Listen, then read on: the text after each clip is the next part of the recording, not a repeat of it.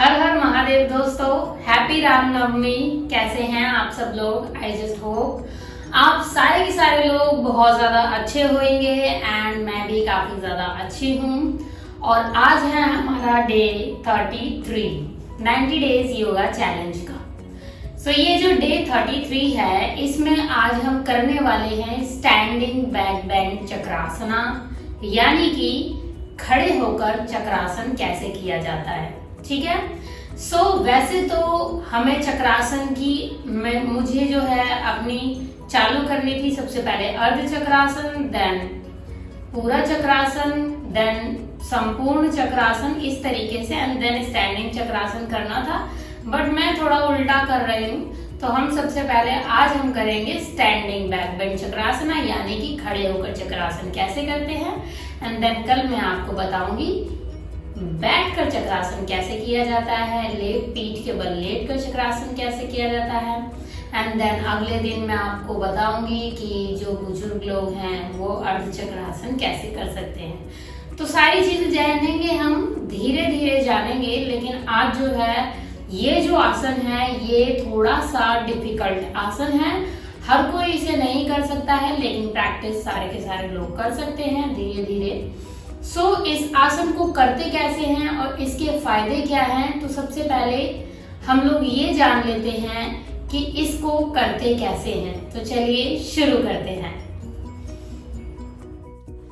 इस आसन को करने के लिए सबसे पहले तो आपको खड़े हो जाना है कुछ इस तरीके से। देन प्रिपरेशन कर लेनी है, अपने यहाँ पर हाथ रख के अपने बैक को बार बार कुछ इस तरीके से पीछे ले लेके जाना आएगा 2-3 बार, ताकि आपकी जो बैक है वो अच्छे से पीछे जा सके। देन दोनों हाथों को कुछ इस तरीके से धीरे धीरे पीछे ले जाना है एंड अपने शरीर को ढीला छोड़ के मतलब आपको धरती पे हाथ रख देने हैं।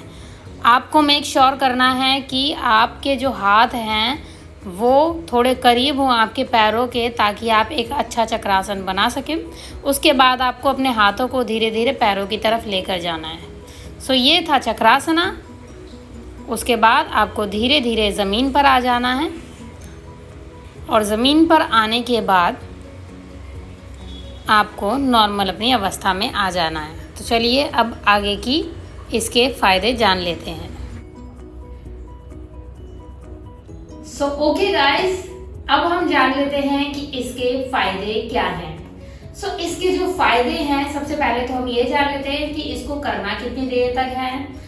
स्टैंडिंग बैक बेंड चक्रासन या नॉर्मल चक्रासन भी आपको सारे के सारे अपनी क्षमता अनुसार करने हैं। आप 20 से 30 सेकंड से लेकर 1 से 2 मिनट तक रख सकते हैं इस आसन को।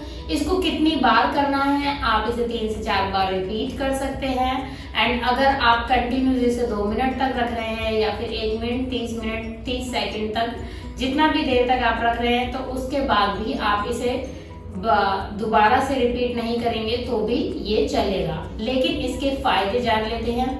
इसके जो फायदे हैं वो आपको बहुत ज्यादा मिलने वाले हैं। बस शर्त ये है कि आपको ये आसन नियमित रूप से करना है। इस आसन के फायदे जो हैं वो कुछ इस तरीके से हैं। जब हम स्टैंडिंग बैक बेंड करते हैं तो इसका सारा का सारा जो प्रेशर है सबसे पहले हमारे थाइस पे आता है, जो हमारी थाइस को टोन करता है। देन उसके बाद क्योंकि हम अपने हाथों को कुछ इस तरीके से पीछे लेकर जाते हैं तो हमारी चेस्ट की ओपनिंग होती है, जिससे अगर हमको दमा की बीमारी है या हमारे चेस्ट में बलगम जमा हुआ है, ये चेस्ट से रिलेटेड कोई भी प्रॉब्लम है, वो हमारी ठीक होती है। ये हमारी थायराइड ग्रंथि को भी उत्तेजित करता है, तो हमारी जो थायराइड की प्रॉब्लम है वो तो सुधरती है।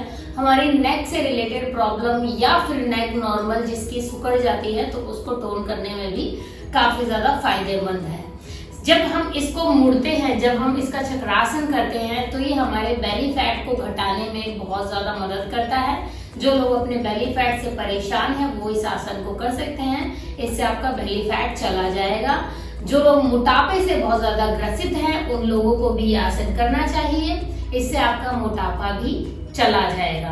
क्योंकि ये आपके तंत्रिका तंत्र और जो भी आपकी ग्रंथि होती हैं अंदर से आपके पेट से रिलेटेड, वो सारी की सारी जो आपका डाइजेस्टिव सिस्टम होता है, गैस्ट्रिक प्रॉब्लम्स होती हैं, उन सबको तो सुधारता ही है। ये आपकी पाचन क्रिया को काफी ज्यादा सुधार लाता है, जिसकी वजह से खाना अच्छे से डाइजेस्ट हो पाता है। एंड डाइजेस्ट होने के कारण जो बॉडी में फैट बनता है वो नहीं बनता, तो ये बॉडी फैट को कम करने में भी काफी ज्यादा मददगार है। इसके अलावा ये आपके स्पाइन को स्ट्रेच करने में काफी ज्यादा हेल्पफुल है और आपकी जो रीढ़ की हड्डी है ये उसको इस तरीके से मोड़ता है। जब हम बूढ़े होते हैं तो आपने देखा होगा, जैसे ये सपोज एक इंसान खड़ा हुआ है, अगर ये बूढ़ा होता है और ये इसकी कमर है, सपोज ये इसकी कमर है, जब इंसान बूढ़ा होता है तो वो ऐसे धीरे धीरे धीरे धीरे धीरे धीरे झुकने लगती है, आदमी ऐसे झुककर चलने लगता है। लेकिन अगर आप बैक बेंड चक्रासन करेंगे, जिसमें आपकी ये जो रीढ़ की हड्डी है या आप पीछे की ओर मोड़ेंगे, तो जो रीढ़ की हड्डी है वो आगे नहीं झुकेगी, पीछे की ओर रहेगी, जिसकी वजह से आपकी जो रीढ़ की हड्डी है वो स्ट्रेट रहेगी और जो बुढ़ापा आ रहा था वो रुक जाएगा। इसका मतलब ये नहीं कि आपकी उम्र नहीं बढ़ेगी, आप 32, 33, 34 साल के नहीं होंगे, वो तो आप होंगे, लेकिन आपकी रीढ़ की हड्डी की उम्र जो है वो काफी ज्यादा घट जाएगी, क्योंकि झुकने की बजाय आप स्ट्रेट खड़े हो सकते हैं। अगर आप 50, 60, 80 साल के भी हैं तो भी आप ऐसे झुककर नहीं चलेंगे, आप स्ट्रेट रहेंगे जस्ट बिकॉज ऑफ चक्रासन। चक्रासन आपके बुढ़ापे को रोकने में काफी ज्यादा मदद करता है। इन सब के अलावा जब आपका ब्लड सर्कुलेशन होता है वो सारा आपका फेस पे और आपके सर पे जाता है, तो ये आपके तनाव को तो दूर करता ही है। जिन लोगों को बहुत ज्यादा तनाव रहता है, डिप्रेशन रहता है या दिमागी कोई भी अनिद्रा की प्रॉब्लम या कोई मतलब बहुत ज्यादा टेंशन भरी लाइफ में जीता हो, सो उन लोगों के लिए बहुत ज्यादा अच्छा आसन है, क्योंकि ये आपके दिमाग को शांत करता है। शांत दिमाग की वजह से आप अपनी नॉर्मल जिंदगी को नॉर्मल तरीके से जी सकते हैं। इसके अलावा क्योंकि ब्लड सर्कुलेशन सारा का सारा आपके फेस पे जाता है, तो चेहरा जो है वो लाल हो जाता है। जिन लोगों को झाइयों की और झुर्रियों की दिक्कत है वो चली जाती है आपकी, लेकिन आपको ये नियमित रूप से करना पड़ेगा। आपका चेहरा काफी ज्यादा अच्छा करने में चक्रासन बहुत ज्यादा मददगार है, लेकिन आपको ये करना नियमित रूप से पड़ेगा। ये सारे हैंगे इसके फायदे एंड यस, इसी के साथ हम अपना आज का इसका नुकसान जान लेते हैं और किसको नहीं करना है वो तो मैंने बताया ही नहीं। जिन लोगों को नहीं करना है, जिन लोगों को घुटने में सर्जरी है, बैक में किसी बहुत ज्यादा प्रॉब्लम रहती है, बहुत ज्यादा दर्द रहता है, लो बैक पेन रहता है या पीठ के दर्द से बहुत ज्यादा तकलीफ में है, उन लोगों को ये आसन नहीं करना है।